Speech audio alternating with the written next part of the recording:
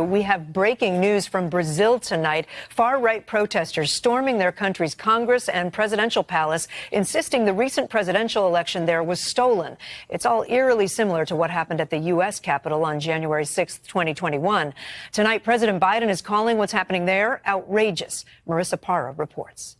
Chaos in Brazil as thousands stormed the country's capital protesting October's election results. Supporters of far-right former President Jair Bolsonaro unwilling to accept his defeat to Luiz Inácio Lula da Silva, otherwise known as Lula, seen here tonight in an emergency address, promising harsh consequences as Bolsonaro's election deniers smashed windows, wreaking havoc inside and out of the country's Congress, Supreme Court, and presidential palace. U.S. Secretary Blinken tweeting in part, quote, "Using violence to attack democratic institutions is always unacceptable. It's a scene all too familiar 2 years after the January 6th attack.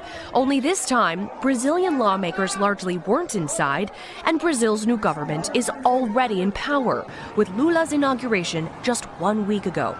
But fears of an insurrection never fully quelled. In the days that followed Lula's win, Bolsonaro protesters blocked major roads. They set vehicles on fire, while Bolsonaro toed the line, never formally conceding to Lula. Was the writing on the wall that this was coming? I would say these events were tragic but unsurprising, unfortunately. And there's been a consistent climate of denial among the supporters of the defeated presidents. Bringing calm to a country at a political boiling point will be Lula's first major test of his new presidency.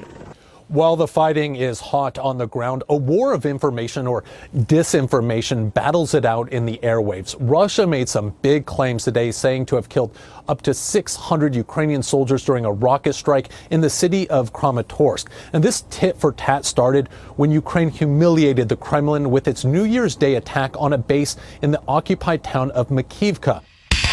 The U.S. said Ukrainian HIMARS rockets, like those seen here, killed up to 500 Russian troops, although Moscow claims only 89.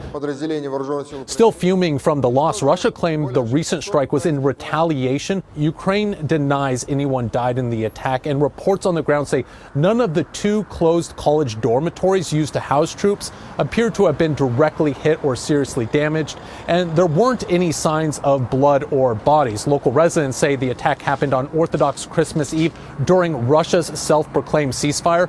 And Jerika, Russia's claims could just be designed to appease their thirst for vengeance back home. But what we do know is independently verifying information on either side is hard to do in the fog of war. Yeah, understandably so. Thank you.